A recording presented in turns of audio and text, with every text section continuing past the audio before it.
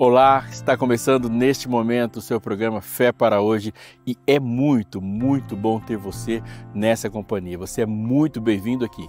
O programa neste dia estará falando de um assunto que é de fundamental importância. Sim, a pergunta que temos que responder pela Bíblia é: existem profetas ainda hoje? E se existem, qual é a sua função? Todas as igrejas devem necessariamente ter profetas? Como que nós vamos nos relacionar com o que eles nos transmitem? E mais, muito importante, como que a gente pode saber qual profecia é verdadeira e qual profecia é falsa? Não sai daí, está só começando o Fé para Hoje.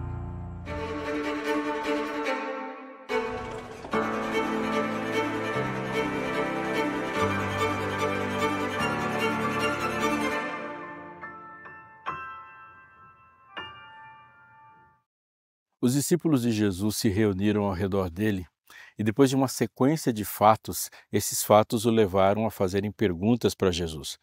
A cabeça deles fervia. Eles tinham muitas, mas muitas coisas. Uma iminente despedida, o clima já era de tensão, porque nós estamos falando da última semana do ministério de Jesus aqui na Terra.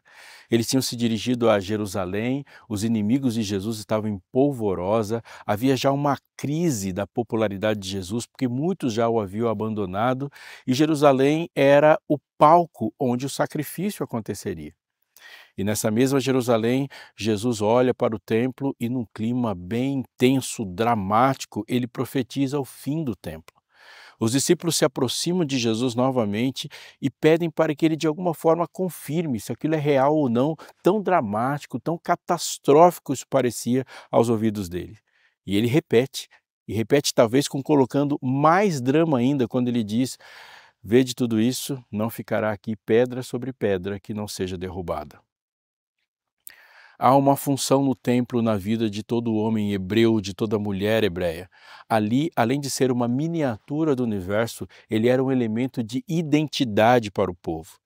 Jesus veio e, ao andar por aqui, colocou muitas revelações, conectou mensagens do Antigo Testamento para a mente de todos os seus ouvintes, dos seus discípulos, mas ainda assim, aquela profecia parecia simplesmente não fazer sentido. E por não fazer sentido para os próximos dias deles, a profecia não poderia se encaixar na perspectiva que eles tinham, inclusive de missão. Eles tiveram uma conclusão. A conclusão de que, se o templo não estará mais aqui, não haverá pedra sobre pedra, e eles não estavam nem um pouco cogitando que haveria um inimigo terreno, mais uma onda de invasão, mais alguém que chegaria como veio Nabucodonosor, como passou Ciro, como passou gregos, como vieram os romanos. Eles imaginavam mais um. Não pode ser. E a pergunta deles para os discípulos, para Jesus, revelou o que estava na cabeça deles. Mestre, quando sucederão essas coisas e que sinal haverá da tua vinda e da consumação dos séculos? A pergunta revela que eles estão associando o fim do templo, a devastação de Jerusalém, a invasão de Jerusalém, ao momento em que o Mestre voltaria. E mais ainda, quando eles perguntam que sinal haverá da tua vinda e da consumação dos séculos, eles, pela preocupação que têm, estão imaginando que essa consumação da vinda, o sinal da volta de Jesus e o fim do mundo, aconteceria nas próximas décadas, nos próximos anos talvez, porque a preocupação deles obviamente revela que eles estariam presentes nesse evento. Você percebe quanta coisa Jesus tem que resolver na cabeça deles de uma pergunta aparentemente simples? E é por isso que a gente, quando lê a Bíblia, tem que ler sempre com contextos amplos. Aliás, é uma boa dica parar para prestar atenção sempre em qualquer pergunta. Uma pergunta nunca quer saber e nunca quer dizer somente aquele conjunto de palavras que foi expresso. Olha as perguntas dos discípulos. Tinha muita coisa ali. Eles tinham concepções equivocadas, vamos listar. Eles imaginavam que Jesus voltaria nos seus dias. Eles imaginavam que Jerusalém ainda seria o centro do mundo e, como centro do mundo, a destruição do templo seria um sinal de que não haveria mais nada para ser destruído, o lugar mais importante da terra. Olhando para o templo, eles ainda compreendiam que o templo tinha uma função e teria uma função depois da ascensão de Jesus. E agora ele pede um sinal para Jesus que antecede esse sinal catastrófico, que fosse catástrofe também.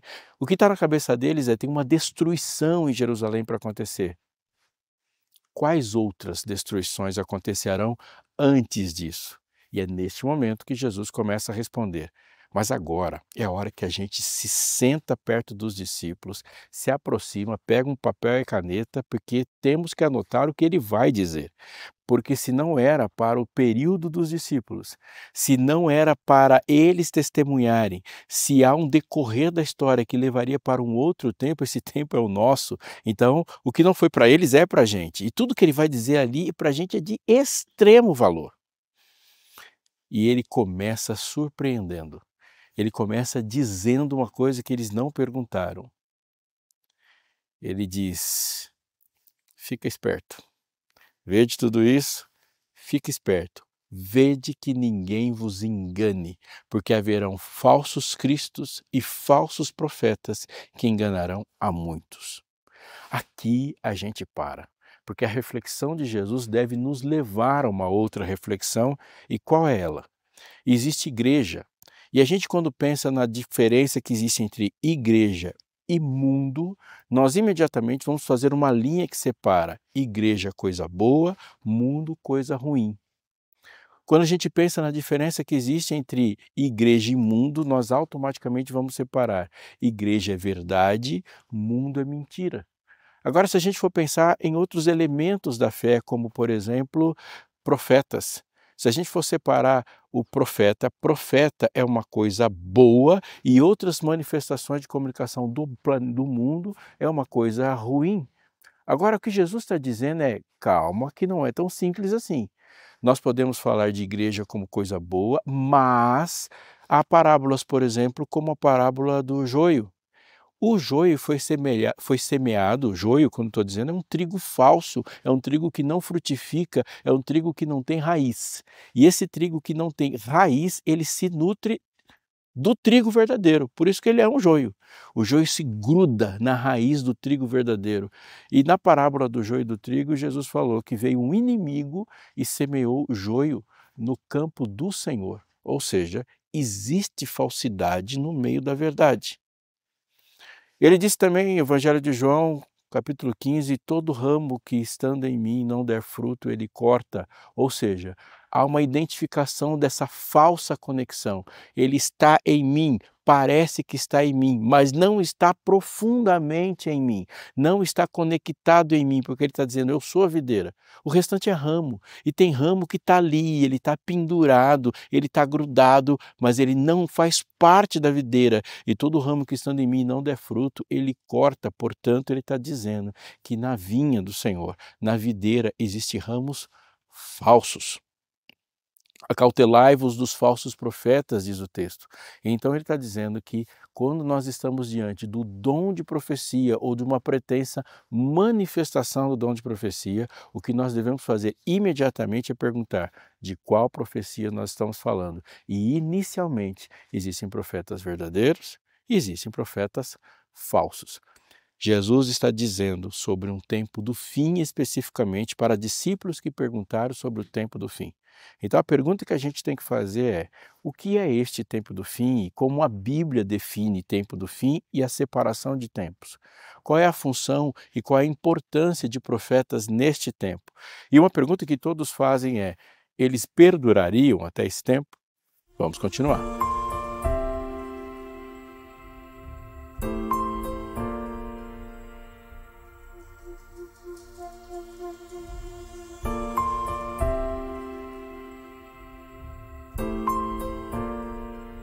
Timóteo ouvindo Paulo, e Timóteo foi um aluno de Paulo, foi um pastor que Paulo foi discipulando para o ministério, ele vai passar por este tema. E passando pelo tema da divisão de tempos na Bíblia, Paulo, quando vai falar para Timóteo, ele vai começar falando assim: saiba, porém, isso, nos últimos dias sobrevirão tempos difíceis, onde os homens serão, e ele faz uma lista dos últimos dias. E depois que ele faz uma lista de como seriam as coisas e principalmente as pessoas nos últimos dias, ele termina um argumento dizendo assim: foge também destes. qual conclusão a gente chega? E aqui cabe um parênteses importante para você que é estudante da Bíblia e quer tirar mais da Bíblia. Quando você está diante de um texto e quer saber o significado desse texto, você deve primeiro tentar saber o significado para o primeiro ouvinte, para a primeira pessoa que ouviu. Porque o que significa para você, e se o que significa para você for muito diferente, for na base diferente daquilo que significou para a primeira pessoa, é porque a sua compreensão está equivocada. Vamos lá. Deus está falando por meio da pena inspirada de Paulo, mandando uma carta para Timóteo. E ele diz assim: nos últimos dias ele delimita um tempo. E no final ele fala para Timóteo: foge também desses. O que isso quer dizer? Que Timóteo está presente nesse tal últimos dias.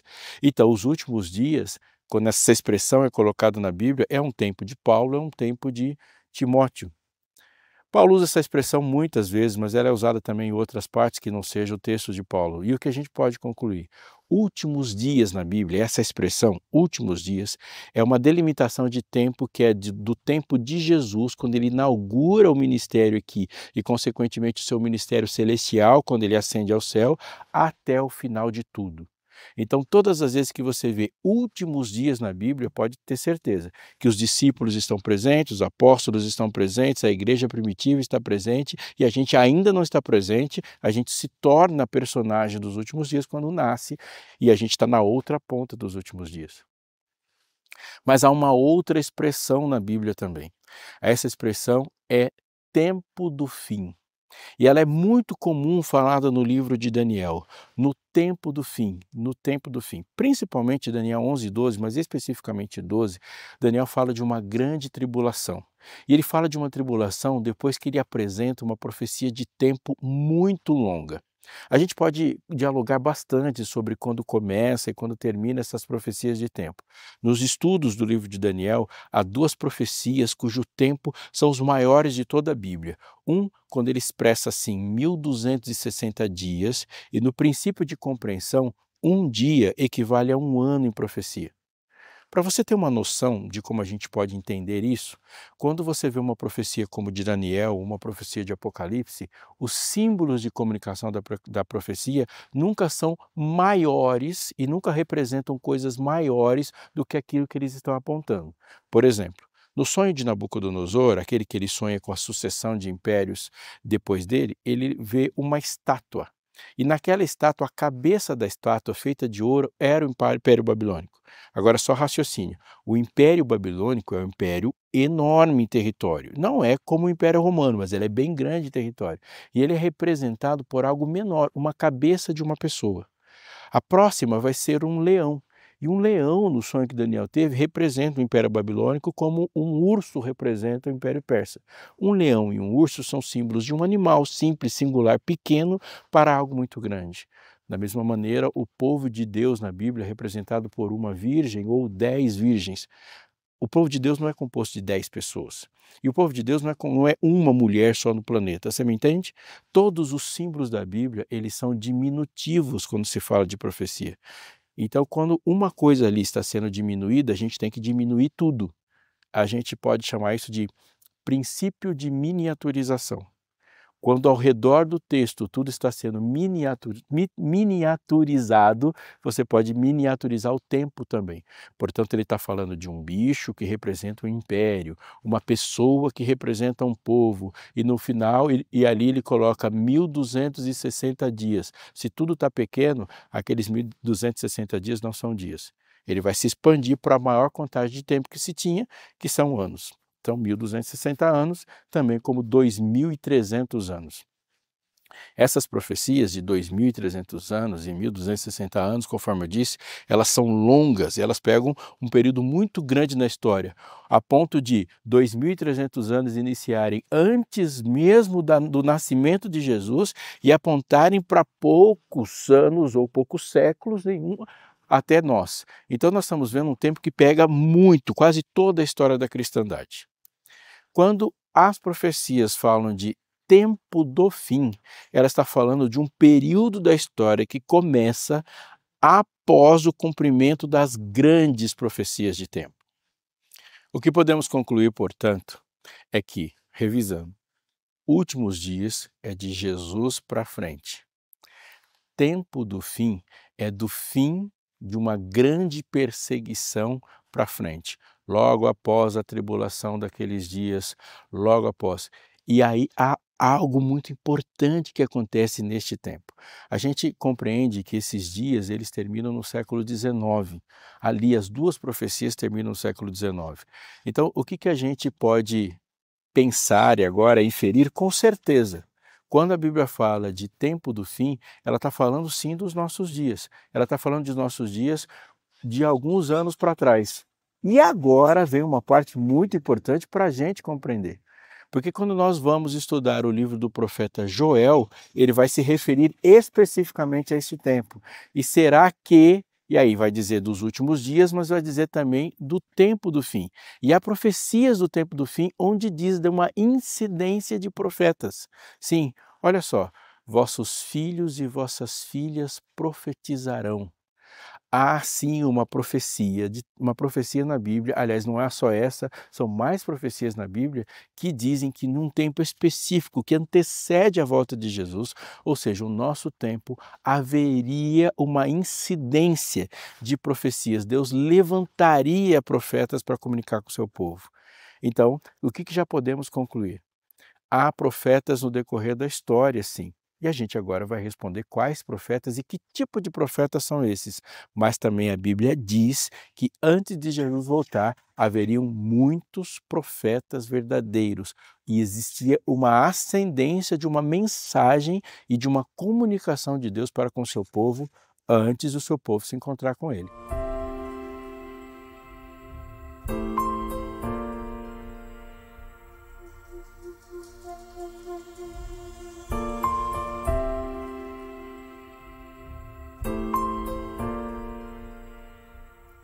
O que é importante, portanto, a gente saber é o tipo de profeta. Então, nós já vimos no começo do nosso programa que existem dois tipos básicos de profeta: o profeta verdadeiro e o profeta falso.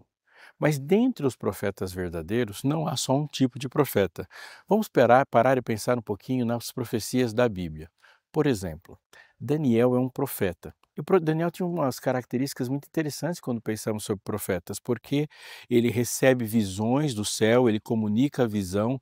Em alguns momentos, ele tem uma compreensão profética que não o coloca num transe, por exemplo, ele não sai, a mente dele não se desloca, não é um fenômeno sobrenatural de comunicação.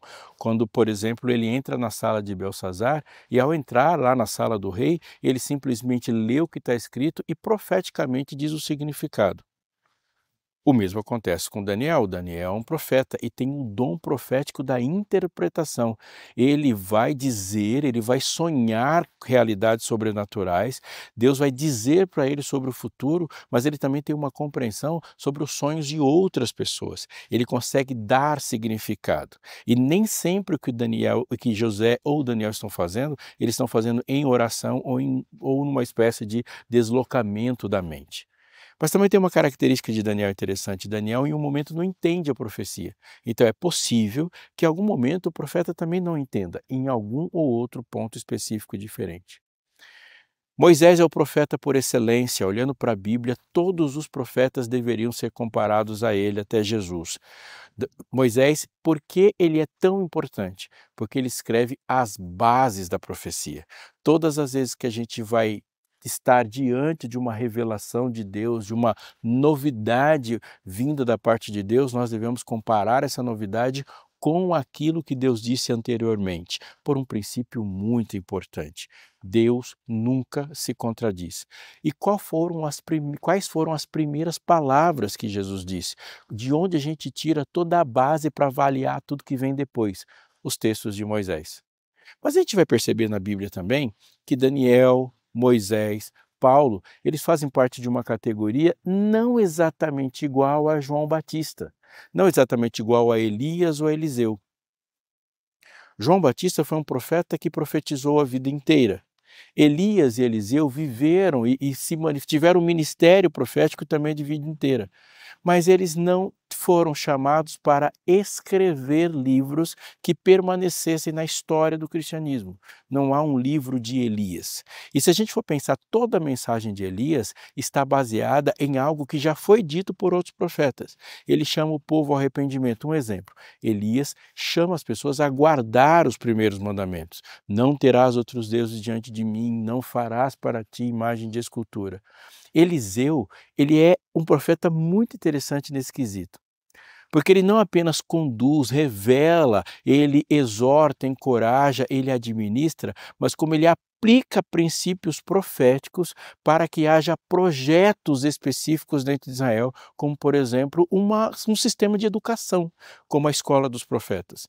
Ele vai dizer coisas, vai exortar, vai orientar, vai estar presente, vai comunicar com os reis, vai passar por estratégias de guerra, ele vai dizer mensagens do Senhor do passado, do presente e do futuro, mas ele não traz revelações novas, ele aplica as revelações para aqueles que não estão vendo como ele está vendo. Portanto, o profeta não bíblico ou não canônico, ou seja, aquele que não escreve textos bíblicos, ele vai colocar a realidade bíblica num ponto que sem ele as pessoas não enxergariam. Havia profecias suficientes sobre a vinda do Messias. Por exemplo, e uma prova disso é de que os reis vêm do Oriente, os magos vêm do Oriente, estudando profecia e chegam até Jerusalém, vão até Belém, identificam a profecia que aponta para uma estrela. Ou seja, estudando textos bíblicos, eles sabiam que Jesus estaria vindo à Terra. Em Jerusalém, ali entre o povo de Deus em especial, João Batista se levanta e João Batista prega sobre arrependimento, prega sobre confissão de pecados. Veja, um sermão de João Batista sobre arrependimento e perdão de pecados, ele não traz nenhuma novidade. Aliás, arrependimento e perdão de pecados existe desde Gênesis. O que ele está fazendo? Ele está trazendo uma consciência a partir da Bíblia e colocando a Bíblia para cegos verem, colocando a Bíblia para surdos ouvirem. E não que a Bíblia, essa verdade bíblica, o som, a luz e as cores já não estivessem lá, mas o contexto do seu tempo criou uma cegueira, criou uma surdez que só o profeta poderia romper. João Batista, Elias, Eliseu fazem parte das profecias que Deus levanta e de profetas que Deus levanta para uma categoria muito especial, uma área muito importante e especial da vida. Eu já disse isso aqui em outros programas, mas é bom lembrar. O texto bíblico diz que a lei do Senhor é perfeita e restaura a alma. O texto bíblico também diz que lâmpada para os meus pés é a tua palavra e luz para os meus caminhos. O texto bíblico diz que o temor do Senhor é o princípio da sabedoria, e temor do Senhor na Bíblia é uma expressão para você se colocar embaixo da lei. O que ele está dizendo é que você e eu, todos os dias, precisamos estar diante da lei para organizar a nossa vida dentro dela. A lei separa tudo que é verdade do que é mentira, tudo que é falso do que é verdadeiro, tudo que deve ser feito para o que não deve ser feito. Mas, por exemplo, quando você vai plantar uma árvore, qual mandamento você vai ter de lá? Quando se vai escolher uma faculdade, qual mandamento se deve ter de lá? O que dizer, portanto, das coisas que a lei falou e que passaram a existir depois da lei? Por exemplo, o que a Bíblia fala, ou o que a lei fala sobre o consumo de cigarros? O que a Bíblia fala sobre um excesso de alimentos intemperantes, como refrigerantes, que não existia ali? O que a Bíblia fala? Tem muitas coisas. O que a Bíblia fala sobre celulares, o uso de redes sociais? Essa categoria de assuntos da vida a gente pode chamar de sabedoria. Onde a sabedoria está? Na aplicação da lei nas várias curvinhas e dinâmicas da vida. O profeta não canônico, aquele profeta que não deixou livros, ele tem a função de agir exatamente nessas áreas da vida também, apontando para aquilo que a grande revelação, que os textos macros ou a luz maior aponta para que a gente veja essas questões da vida. É a condução no decorrer do tempo de Deus para o seu povo se deu por meio dos profetas. E a pergunta então é: há profetas neste tempo do fim? E a resposta é sim, porque é uma necessidade, porque Deus prometeu e porque seu povo caminha por meio do seu auxílio, da sua condução. Deus não nos deixou sozinhos. A Bíblia nos é suficiente? A resposta também é sim. A Bíblia, ela é uma revelação plena e suficiente. Ainda mais quando nós temos o testemunho de Jesus que veio em carne, é o profeta, por excelência, a revelação de Deus o Pai. A profecia não existe por causa da capacidade de Deus de se revelar, mas por causa da incapacidade que nós temos pelos nossos contextos culturais e históricos, muitas vezes a nossa cegueira, a nossa inclinação à pecaminosidade. Isso nos coloca como necessitados de profecias, e é por isso que a profecia acontece. E por fim, eu quero te dizer que Deus não para de falar com o seu povo. Portanto, quando Ele levanta um povo para dar o toque final da história dessa terra, o toque certo do clarim, Ele vai colocar um profeta no meio do seu povo, como sempre foi, da maneira como nós vemos na Bíblia e vemos no texto bíblico que o povo de Israel era o povo especial de Deus diante de todos os povos da terra, e os profetas do Antigo Testamento são todos do povo de Deus. Não ache estranho que o povo de Deus neste momento deve se destacar por profetas dentro dele.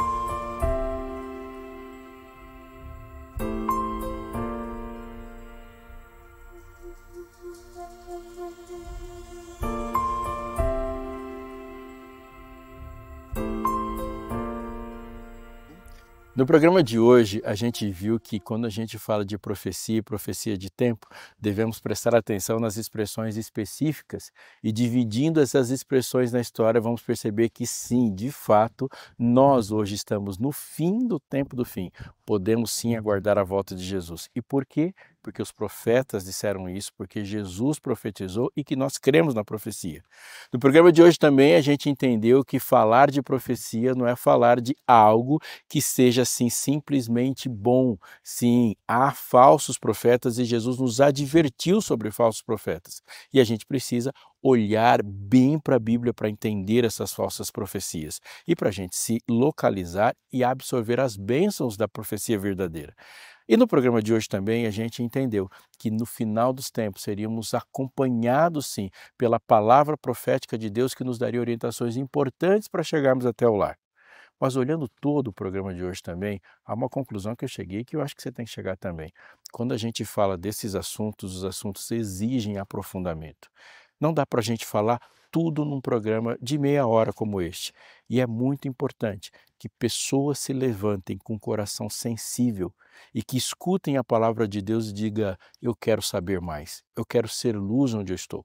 E é por isso que eu quero te chamar a participar desse exército daqueles que se curvam diante da verdade de Deus e se tornam pessoas melhores por aquilo que Ele falou. Deus falou para os profetas e os profetas falam com você, portanto, Deus fala com você dessa forma.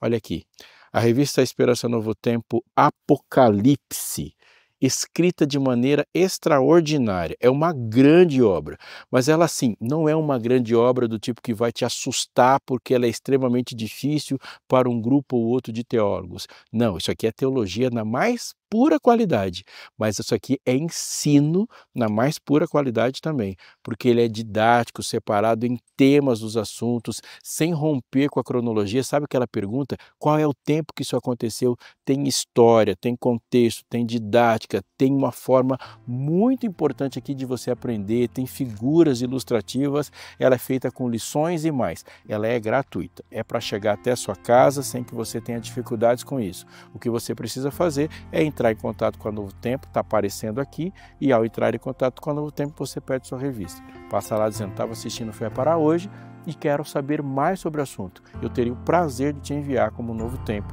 Isso vai beneficiar você, sua família e todas as pessoas que se relacionam com você. Posso deixar o encontro marcado? Na próxima segunda-feira, 10h30 da noite, a gente se vê aqui na TV Novo Tempo.